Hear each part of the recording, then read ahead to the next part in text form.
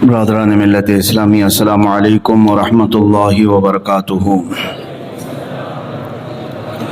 الحمد للہ الحنان المنان الذي خلق الانسان وعلمه البيان، والصلاة والسلام على رسوله سید الانس والجان وعلى آلہ واصحابہ ذوی الخیر والاحسان، اما بعد فاعوذ باللہ من الشیطان الرجیم، بسم اللہ الرحمن الرحیم۔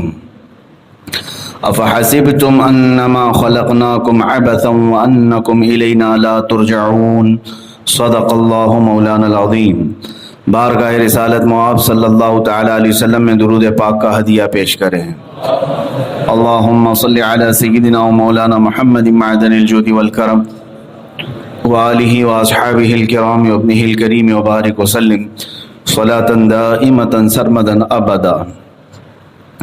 عزیزان گرامی وقار، دنیا میں آنے والے انسان وہ خوش نصیب ہیں جنہوں نے اپنی زندگی کے لمحے کو کارآمد بنایا، کام کے لیے جیے اور کام کے بعد انتقال کیے، ورنہ عبث اور فضول جینے والوں کی ایک تعداد بہت زیادہ ہے، ان کی حیثیت کیڑے مکوڑوں سے زیادہ نہیں۔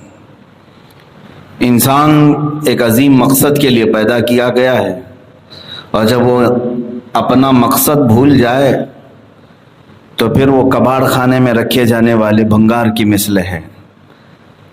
جو مشین کام کرنے کے قابل ہو وہ گھروں میں رکھی جاتی ہے، جو مشین اپنا کام بھول جائے تو پھر وہ ویسٹیج میں ڈالی جاتی ہے۔ اسی طرح سے انسان کو اللہ تعالیٰ نے اس روئے زمین پر اپنا خلیفہ بنا کر بھیجا ہے، نائب ہے۔ آدم علیہ السلام کے متعلق یہی تو کہا رب تعالیٰ نے کہ میں زمین میں اپنا خلیفہ بنا رہا ہوں۔ تو آدمی اللہ تبارک و تعالیٰ کی خلافت لے کر کے آیا تو اسے اسی خلافت پر ہونا چاہیے، اور روئے زمین پر ہمارے آنے کا سب سے بڑا مقصد یہ ہے کہ اللہ کی زمین پر اللہ کا دین غالب کر کے جائیں۔ اللہ کا دین ہی غالب ہونا ہے۔ مثال کے طور پر آپ کو جس جگہ بلایا جائے کسی گھر میں، اور گھر کے مالک نے یہ کہہ دیا کہ میرے گھر میں آپ رہو، لیکن جب تک یہاں رہو میرا نام اونچا کرو اور اس گھر کی دیکھ ریکھ کرو، تو اخلاقی تقاضا تو یہی ہے کہ آپ اس گھر کے مالک کی اس بات پر عمل کریں گے، اس گھر میں دیکھ ریکھ بھی کریں گے، نہ یہ کہ اس نے رہنے کے لیے دیا اور آپ نے اس کے دروازے توڑ دیے، دیواریں اجاڑ دیں۔ ایسا تو نہیں۔ میرے عزیزو، بلا تشبیہ و بلا تمثیل اس پوری کائنات کا مالک صرف اور صرف اللہ رب العزت ہے، اس کی سلطنت میں کوئی دوسرا شریک نہیں ہے، اور ہم مسلمان ہوتے ہی ہیں اس کلمے سے، لا الہ الا اللہ، اللہ کے سوا کوئی معبود نہیں، اس کے سوا کوئی عبادت کے لائق ہے ہی نہیں۔ وہ تنہا اس پوری کائنات کا مالک حقیقی ہے، اور اس مالک حقیقی نے اپنی اس کائنات میں جب ہمیں بھیجا ہے تو کس لیے بھیجا؟ اس لیے کہ تم اس کا نام بلند کرو اور اس کے دین کو اس زمین پر غالب کرو۔ اس کام پر انسان کو لگ جانا چاہیے، لیکن بعض تو بھول گئے، دوسرے خداؤں کو بنا لیا اور اس مالک حقیقی کے خلاف بغاوت کر بیٹھے۔ لیکن کچھ مسلمان ہوئے، اس خالق اور مالک کو مان تو لیا، لیکن اس کے دین کو غالب کرنے کی کبھی فکر نہیں کی۔ اس روئے زمین پر جیتے رہے، کھاتے رہے، پیتے رہے، ایک دن انتقال کا وقت آیا، چلے گئے۔ میرے عزیزوں، ان میں سے میں بعض ان لوگوں کو بھی آپ کے سامنے پیش کروں جنہوں نے اپنی زندگی کا ایک لمحہ بھی ضائع نہیں کیا، ایک لمحہ بھی ضائع نہیں ہونے دیا۔ آج کی تاریخ 1 جمادی الاخر، ہمارے ہندوستان کے ایک بہت بڑے عظیم بزرگ جلالت العلم حافظ ملت حضرت علامہ عبدالعزیز محدث مراد آبادی رحمۃ اللہ تعالی علیہ، جن کو حافظ ملت کہا جاتا ہے، مبارک پور الجامعۃ الاشرفیہ کے بانی فاؤنڈر، ان کا آج یوم وصال ہے، اور ان کی زندگی کے چند گوشے ہی اگر آپ نے مطالعہ کر لیے تو آپ کے اندر تحریک پیدا ہو جائے گی، کام کرنے کا جذبہ پیدا ہو جائے گا۔ خاص طور پر علماء کے لیے اور دین کا شغف رکھنے والوں کے لیے میں تو ضرور کہوں گا کہ وہ حافظ ملت کی سوانح حیات کے چند گوشے ضرور پڑھ لیں۔ حیرت ہوگی آپ کو، انہوں نے ہندوستان میں اتنے شاگرد پیدا کیے، اتنے کہ جتنے بھی پورے ہندوستان میں آپ گھومیں گے، علماء جو آج موجود ہیں وہ بالواسطہ یا بلا واسطہ ان کے شاگرد ہی بنتے ہیں، یا تو ان کے شاگردوں کے شاگرد ہوں گے یا پھر کہیں سے۔ بہت میں میجورٹی کی بات کر رہا ہوں، پوروں کی نہیں۔ آج علماء کی ایک بہت بڑی جماعت حافظ ملت رحمۃ اللہ تعالی علیہ کی تیار کی ہوئی ہے۔ میرے عزیزو، ایک مسجد بنانا الگ بات ہے، ایک عالم بنانا الگ بات ہے۔ ایک مسجد بنا دیا آپ نے، وہ وہیں قائم رہے گی، اس میں عبادت ہوتی رہے گی، لیکن کسی کو آپ نے عالم بنایا تو وہ 100 مسجدیں اور قائم کر سکتا ہے۔ تو حافظ ملت رحمۃ اللہ تعالی علیہ کا یہ بڑا کارنامہ کہ انہوں نے اپنی زندگی میں ایسے جلیل القدر علماء پیدا کیے، ایسے جلیل القدر کہ بعد میں آنے والوں نے یہ گنگناتے ہوئے آپ کی بارگاہ میں خراج عقیدت پیش کیا، جس نے پیدا کیے کتنے لال و گوہر، حافظ دین و ملت پہ لاکھوں سلام۔ لال و گوہر پیدا کیے۔ آپ کی زندگی شروع ہوئی مراد آباد کے بھوجپور علاقے سے، اور ابتدائی تعلیم آپ نے وہیں مراد آباد میں حاصل کی۔ اس کے بعد اجمیر معلیٰ پہنچے۔ حضور صدر الشریعہ رحمۃ اللہ تعالی علیہ جو بہار شریعت کے مصنف ہیں، وہ اس وقت جامعہ معینیہ اجمیر میں پڑھاتے تھے۔ حافظ ملت رحمۃ اللہ علیہ ان کی شاگردی میں آ گئے، تقریباً 9 سال ان کے پاس تعلیم حاصل کرتے رہے اجمیر پاک میں، وہاں سے سند فراغت حاصل کی۔ بعض ہم نے روایات یہ بھی سنی کہ آپ اپنے استاد صدر الشریعہ رحمۃ اللہ تعالی علیہ کے ساتھ جو وقت بتائے اور علم حاصل کیا۔ یہ صدر الشریعہ کون ہے؟ اعلیٰ حضرت فاضل بریلوی کے پہلے خلیفہ اور پہلے شاگرد۔ صدر الشریعہ رحمۃ اللہ علیہ کے ایک خاص شاگرد حافظ ملت ہیں۔ حافظ ملت رحمۃ اللہ تعالی علیہ قرآن سے اتنا شغف رکھتے تھے، اتنا شغف رکھتے تھے۔ مبارک پور اعظم گڑھ کا ایک علاقہ ہے، یو پی کے ہیں، شاید ہو سکتا ہے کچھ لوگوں نے دیکھا ہوگا، نہیں تو سنا تو ضرور ہوگا۔ اعظم گڑھ کے اس مبارک پور کے علاقے میں آپ نے جو جامعہ اشرفیہ بنایا ہے، میں سمجھتا ہوں وہ ہندوستان کے تاج محل سے بھی بڑا ہے۔ تاج محل تو دیکھنے کی ایک جگہ بن گئی، لیکن یہ الجامعۃ الاشرفیہ صرف پکنک پوائنٹ نہیں ہے، بلکہ وہاں کی ہواؤں میں بھی علم ہے۔ علم اس قدر عام ہے، الحمدللہ اس فقیر کو بھی وہاں 2 سال پڑھنے کا شرف حاصل ہے۔ میں نے بھی اپنے حفظ کی فراغت اسی جامعہ اشرفیہ سے حاصل کی۔ مبارک پور جو قصبہ ہے، وہاں سے لے کر یہ الجامعۃ الاشرفیہ جو مدرسہ ہے، 1 کلومیٹر یا 1.5 کلومیٹر کا فاصلہ ہوگا۔ آپ اپنے گھر سے پیدل چلتے تھے اور مدرسے آنے تک 1 پارہ قرآن پاک ختم کر لیتے، واپس جاتے تھے تو پیدل چلتے ہوئے قرآن پاک کا 1 پارہ ختم کرتے تھے۔ قرآن کی تلاوت اتنی کثرت سے فرماتے تھے کہ دن میں 13 جماعتوں کو پڑھاتے تھے، 13 کتابیں پڑھاتے تھے۔ یہ معمولی بات نہیں ہے کہ تقریباً 10 گھنٹے اپنے آپ کے بیزی رکھنا طلبہ میں، اور پھر رات کے وقت جلسوں میں، مناظروں میں آپ نے وہاں مبارک پور میں ایک ایسے علم کے قلعے کی بنیاد رکھی جس کی شاخیں آج پوری دنیا میں پھیلی ہوئی، امریکہ میں، یو کے میں، فرانس میں، جہاں پر بھی جائیں آپ، اس جامعہ اشرفیہ سے فارغ ہونے والے عالم دین کو مصباحی کہا جاتا ہے۔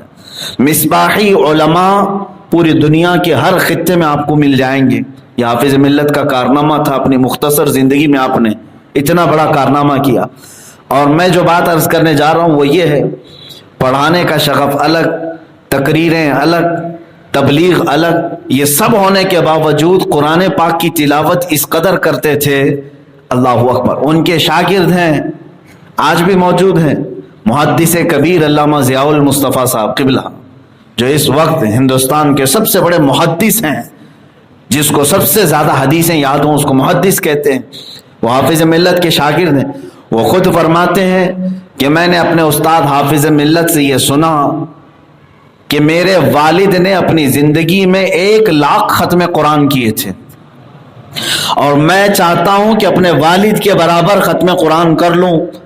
اور ان کے شاگرد علامہ ضیاء المصطفیٰ صاحب فرماتے ہیں مجھے اندازہ ہے کہ حافظ ملت رحمۃ اللہ علیہ نے 1,00,000 سے بھی زیادہ ختم قرآن کر لی ہے. قرآن کی تلاوت میں اس قدر آپ مشغول رہتے تھے کہ 2 کتابیں پڑھانے کے بیچ میں اگر 5 منٹ یا 7 منٹ وقفہ مل جائے اس وقت بھی آپ قرآن کی تلاوت میں لگا دیتے تھے. جس نے اپنی زندگی کا ایک لمحہ بھی ضائع نہیں کیا. 84 سال کی عمر ہو رہی تھی آپ کی انتقال کے وقت، 84 ایئرس. اس وقت آپ فرماتے ہیں جب سے میں بالغ ہوا اس وقت سے لے کر آج تک میری تہجد قضا نہیں ہوئی. یہ وہ علماء اسلام ہیں جن کو اللہ تبارک و تعالیٰ نے اپنی سرزمین پر اپنے نبی کا وارث اور جانشین اور نائب بنایا، اور انہوں نے نیابت کا حق ادا کیا ہے. رسول پاک صلی اللہ تعالیٰ علیہ وسلم کی امت کو جہالت سے نکالنا اور علم کے نذرانے پیش کرنا، یہ نائبین رسول کا بہت بڑا کام ہے. حافظ ملت رحمۃ اللہ تعالیٰ علیہ کی قبر پاک پر اللہ تعالیٰ ہزاروں رحمتیں نازل فرمائے. رب تعالیٰ ان کی مغفرت فرما کر ان کے درجات میں بلندیاں عطا فرمائے. میرے عزیزو، آج یہ ہمیں حق بنتا ہے کہ ہم انہیں یاد کریں، اس لیے کہ مجھے جیسے، میں تو بہت چھوٹا ایک طالب علم ہوں، ہزاروں علماء ان کے پروردہ ہیں. ایک مختصر سی لسٹ بھی آپ دیکھ لیں ان کے شاگردوں کی. حافظ ملت رحمۃ اللہ علیہ نے ہر فیلڈ میں اپنا ایک شاگرد اتارا ہے. علم حدیث میں محدث کبیر علامہ ضیاء المصطفیٰ جیسا کوئی ثانی نہیں ملتا. علم تفسیر میں شیخ الاسلام مدنی میاں صاحب قبلہ کچھوچھوی، یہ حافظ ملت کے خاص شاگرد ہیں. اور علم معقولات منقولات میں یعنی منطق و فلسفے میں آپ کے شاگرد میں حضرت علامہ عبداللہ خان عزیزی، اور مناظر اعظم ہندوستان کے سب سے بڑے مناظر اہل سنت علامہ ارشد القادری رحمۃ اللہ علیہ، یہ حافظ ملت کے شاگرد ہیں. اور فقہ اور افتاء میں جنہوں نے تقریباً 1,00,000 فتوے لکھے، مفتی شریف الحق امجدی رحمۃ اللہ علیہ جو شارح بخاری ہیں، بخاری شریف کی شرح لکھنے والے ہندوستان کے سب سے بڑے عالم دین، ان کو نائب مفتی اعظم ہند کہا جاتا تھا، وہ بھی حافظ ملت کے شاگرد ہیں، مفتی شریف الحق امجدی رحمۃ اللہ علیہ.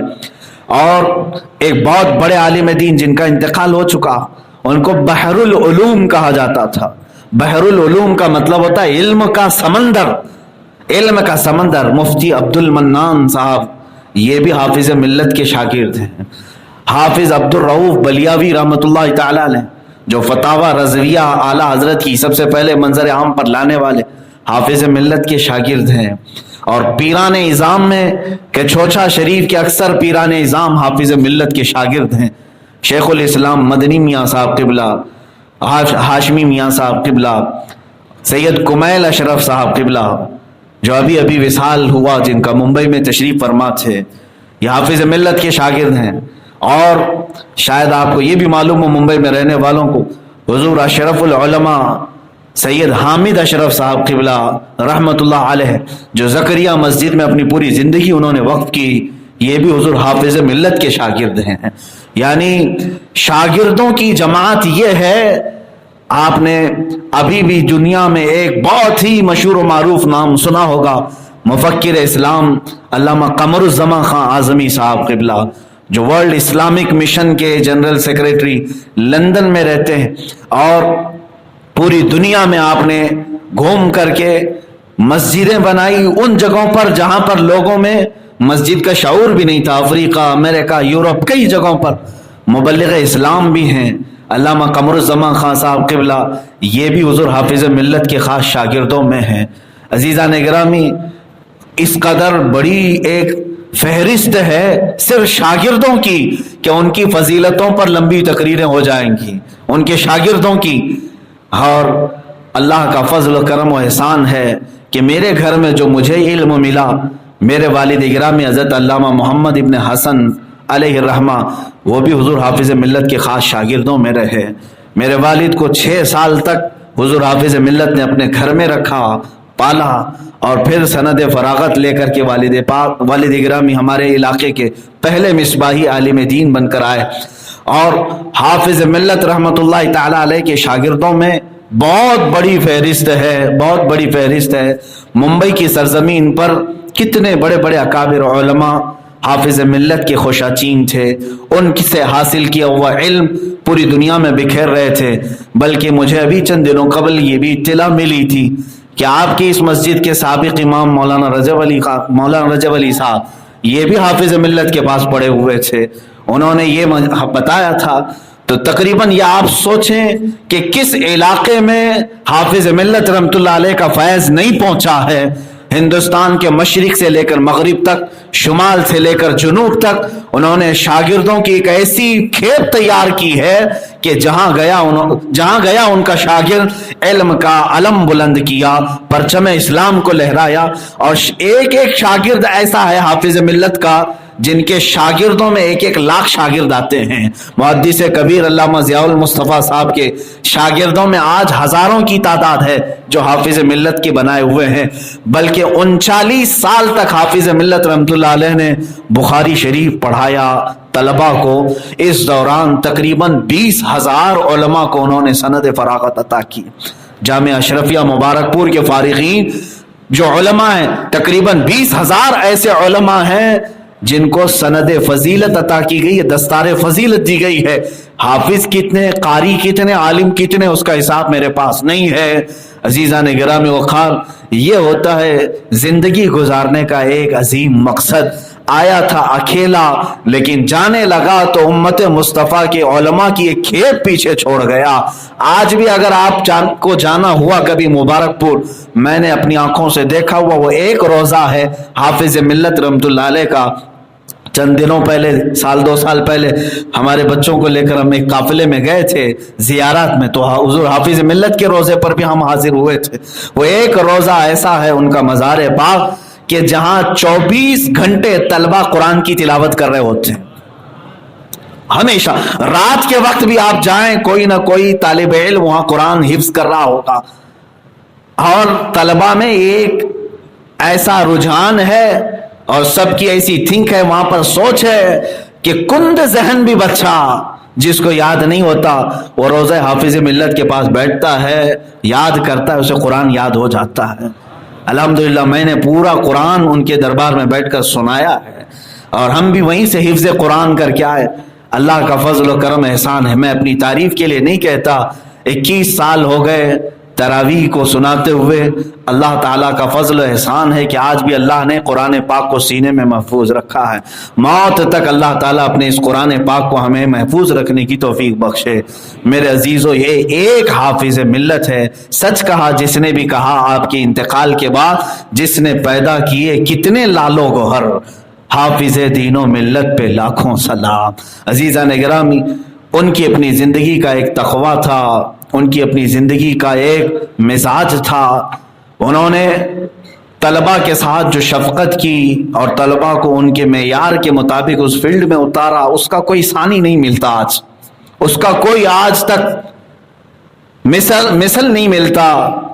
ہمارے بزرگان دین جو ان سے پڑھے ہوئے ہیں وہ بتاتے تھے. میں اپنے گھر کی اگر بات عرض کر دوں، صرف اسی لیے عرض کر رہا ہوں کہ حافظ ملت رحمۃ اللہ تعالی علیہ کا آج یوم وصال ہے، اور گھریلو بات نہیں بلکہ ان کی فضیلت میں جو بات ہم نے اپنے کانوں سے سنا، آنکھوں سے دیکھا، میرے والد سے، تو میں بتاتا ہوں کہ طلباء کو آپ پڑھانے کے لیے اس قدر حساس ہوتے تھے کہ جب مولانا محمد ابن حسن صاحب آپ کے پاس پڑھنے کے لیے گئے تھے، یہ وہ زمانہ تھا جب غربت اور افلاس زیادہ تھی. تو مولانا محمد ابن حسن صاحب فرماتے ہیں کہ مجھے چونی بھی نہیں ملتی تھی، یعنی 25 پیسے بھی خرچ کرنے کے لیے، ناشتے کے لیے کچھ آنے لگتے تھے جس سے چنے خریدے جاتے تھے۔ حافظ ملت رحمۃ اللہ تعالی علیہ اپنے غریب اور مفلس شاگردوں کو دیکھتے بھی تھے۔ علامہ عبدالشکور صاحب شیخ الحدیث جامعہ اشرفیہ وہ موجود ہیں، انہوں نے خود مجھے بتایا تھا کہ حافظ ملت مجھے 25 پیسے دیتے تھے، چونی دیتے تھے، اور کہتے تھے تمہارے ابا کو دینے کے لیے کہ جاؤ ابن حسن کو یہ دے دینا، لیکن یہ بتانا نہیں کہ میں نے دیا ہے، یہ نہیں کہنا کہ تمہارے استاد نے دیا ہے۔ علامہ عبدالشکور صاحب رحمۃ اللہ ادام اللہ اقبالہ فرماتے ہیں کہ ایک چونی 25 پیسے کی اس وقت قیمت یہ تھی کہ تقریباً 10 دن یا 12 دن تک ناشتہ اس میں ہو جاتا تھا چنے کے ذریعے سے، اور اتنے پیسے دینے کے لیے وہ آتے تھے مولانا ابن حسن کو اور یہ کہتے تھے کہ یہ میری طرف سے تحفہ ہے، رکھ لو، میری طرف سے تحفہ ہے۔ فارغ ہونے کے وقت یہ پتہ چلا کہ یہ چونی مولانا عبدالشکور صاحب نہیں دیتے تھے، یہ حافظ ملت دیتے تھے، صرف اس لیے کہ طلبہ کے دلوں کے اندر یہ بات بھی نہ رہے کہ میں نے کسی پر احسان کیا ہے۔ یہ ہوتے ہیں اللہ والے جو احسان کر کے بھی بھول جاتے ہیں کہ میں نے کچھ کسی کے ساتھ کیا تھا، انہی کی فضیلت میں قرآن کی آیتیں آئی ہیں۔ عزیزان گرامی وقار، میرے والد یہ بھی فرماتے ہیں ایک طالب علم شام کے وقت اس کو بخار ایسا آیا، بخار کے حالت میں وہ پڑھنے کے لیے بیٹھا تھا، حافظ ملت رحمۃ اللہ تعالی علیہ درسگاہ میں بیٹھے تھے اور کتابیں رکھی ہوئی تھیں ڈیسک پر، اور وہ طالب علم چکرایا، چکرانے کے بعد اس کو قے ہونے لگی، الٹی آنے لگی، تو فرماتے ہیں وقت کا عظیم محدث حافظ ملت جو 39 سال تک بخاری شریف کی تعلیم دیتے ہوئے بڑے بڑے علماء کے استاد ہیں، اللہ مولانا ابن حسن صاحب فرماتے ہیں کہ میں نے دیکھا میرے اس ساتھی کو جو بخار آیا تھا الٹی کرنے لگا تو حافظ ملت نے اپنا کرتا اپنا دامن سب سے پہلے اس کے آگے کر دیا، اس طالب علم نے پوری قے اور پوری الٹی ان کے جبے پر کی، اس کرتے پر اور جبے پر کر لی، اور اس کے بعد اپنے جبے کو سمیٹ لیا، اس کے منہ کو پوچھا اور اس کو سلا کر یہ باہر گئے اور اس کی الٹی صاف کرنے لگے۔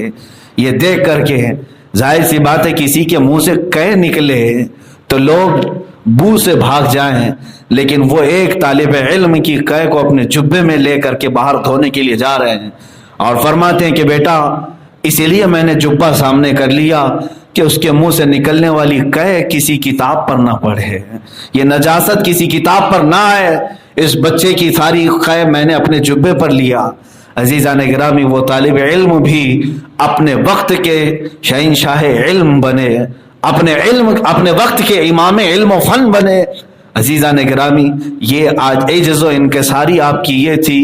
حضور حافظ ملت رحمۃ اللہ تعالی علیہ کے پاس رہنے والے جو طلبہ جو علماء ہیں وہ عینی شاہدین آج بھی موجود ہیں، جنہوں نے ان کو دیکھا ہے وہ جانتے ہیں رات کے وقت نکلتے تھے۔ ایک جامعہ اشرفیہ مبارک پور بنانے کے لیے ایسا نہیں ہے کہ پورے کے پورے لوگ ایک ساتھ فوج در فوج آ کر کے اس مدرسے کو بنا دی۔ مبارک پور میں جس وقت آپ گئے وہاں پر بھی مخالفتیں بہت ہوئیں آپ کی۔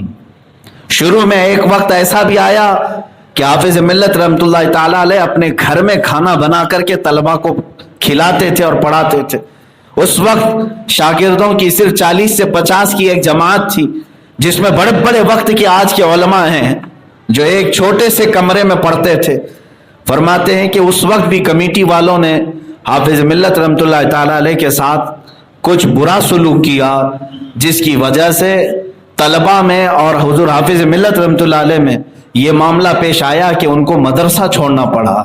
اور ہوا یہ کہ حافظ ملت رحمۃ اللہ علیہ مبارک پور چھوڑ کر کے نکل گئے بہت دل برداشتہ ہو کر کہ انہوں نے اپنی زندگی وہاں پر لگا دی، صبح شام دوپہر رات محنت کرتے تھے، لیکن کچھ جاہلوں نے ان کے خلاف ایک محاذ چھیڑا اور ان کو اس مدرسے سے نکالنے کی کوشش کی، اور آپ چلے گئے۔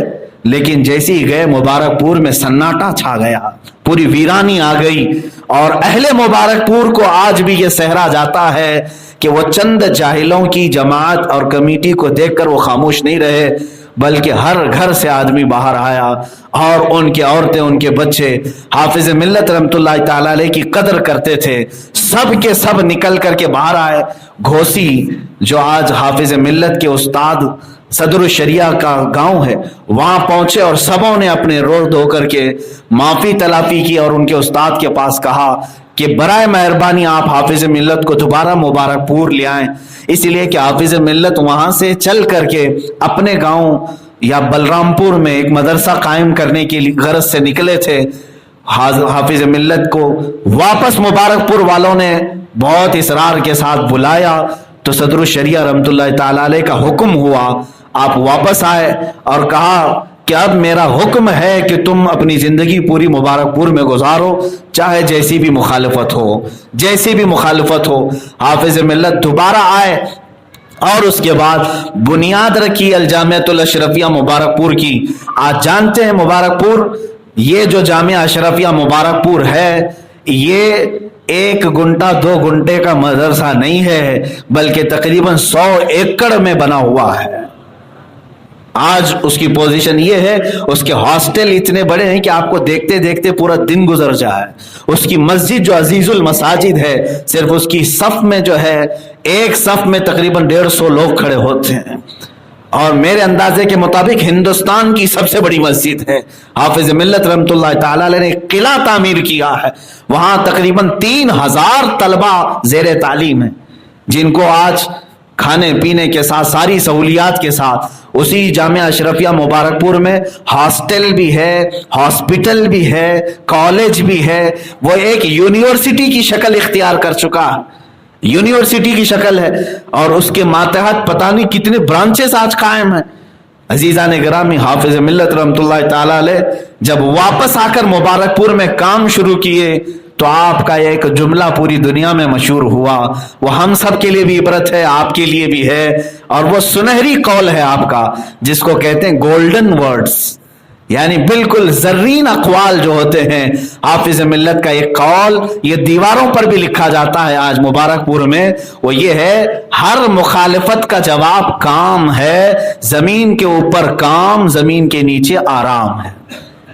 یہ دو ان کے گولڈن ورڈ ایسے ہیں جو ہر ایک کے لیے درس ہے کہ ہر مخالفت کا جواب کام ہے۔ کوئی اگر مخالفت کر رہا ہے تو تم اپنے کام کی شدت کو اور بڑھا دو، کام کی رفتار کو اور تیز کر دو، یہ کام ہی ہر مخالفت کا جواب ہے۔